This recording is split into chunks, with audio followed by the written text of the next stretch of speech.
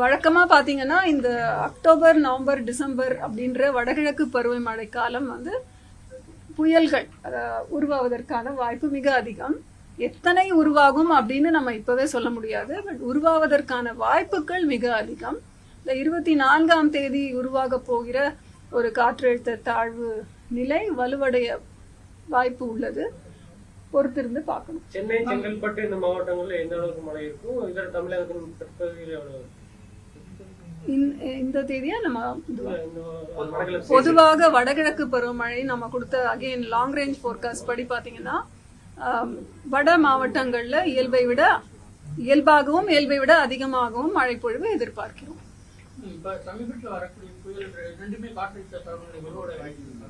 ஆமா, ரெண்டுமே வலுவடைய வாய்ப்பு இருக்கு. ஏன்னா கடல்ல தான் இப்போ அது அந்த சுழற்சி இருக்கு. அரபிக்கடல்ல இருக்கிற சுழற்சி வந்து மேற்கு திசை நோக்கி நகர போகிறது.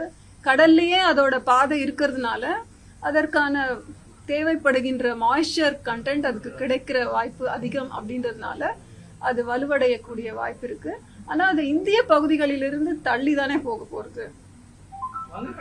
வங்கக்கடல்ல உருவார 24ஆம் தேதி வங்கக்கடல் பகுதிகளில் உருவாகக்கூடிய அந்த காற்றழுத்த தாழ்வு பகுதி வலுவடைந்த வாய்ப்பு உள்ளது. வடக்கு வடமேற்கு திசையில் நகரக்கூட வாய்ப்பு இருக்கு. முன்னாடிலாம் வந்து வெறும் நுங்கம்பாக்கம், மீனம்பாக்கம் அப்படின்ற ஒரு 2 இடங்கள்ல தான் நமக்கு அப்சர்வேட்டரிஸ் இருந்தது. இப்ப நிறைய அப்சர்வேட்டரிஸ் போட்டதுனால நமக்கு தரவுகள் அதிகமா கிடைக்குது. இப்ப சென்னையை சுற்றியே நமக்கு வந்து ஒரு 50க்கும் மேற்பட்ட தரவுகள் கிடைக்கிறதுனால இந்த மாதிரி ஒரு மேக வெடிப்பு அப்படின்னு சொல்ற ஒரு 10 சென்டிமீட்டர் மழை அளவு 1 மணி நேரத்தில் பெய்கிற ஒரு தரவுகள் நமக்கு கிடைக்கின்ற இந்த ஆட்டோமேட்டிக் ரெயின் கேஜஸ் இருக்கிறதுனால.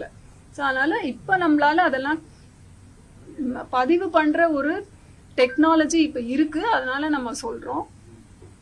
அதுதான். இப்போ வடகிழக்கு பருவமழை பெய்யும்போது சென்னையில இனி வருங்கால மேக வெடிப்புக்கு வாய்ப்பு இருக்கா?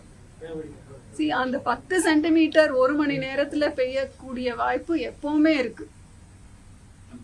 ஒரு இடி மின்னல் தரக்கூடிய அந்த மழை மேகம் இருக்கு இல்லையா, கியூமுலோ நிம்பஸ் கிளவுட், அந்த மழை மேகங்கள்னால இந்த மாதிரி ஒரு வாய்ப்பு இருக்கு. தென்மேற்கு பருவமழை காலகட்டத்தில் வட மாநிலங்கள்ல புயல் பல பிரச்சனைகள் ஏற்பட்டது. இந்த வடகிழக்கு பருவமழை அது போன்ற ஏதோ சிக்கல்கள் ஏற்படுமா? கடும் பாதிப்புகள் ஏற்படுமா? மழைப்பொழிவு மழை அப்படின்னாலே நம்ம வந்து முன்னெச்சரிக்கை நடவடிக்கைகள் எடுக்கணும். அது பார்த்துக்கணும் தானே.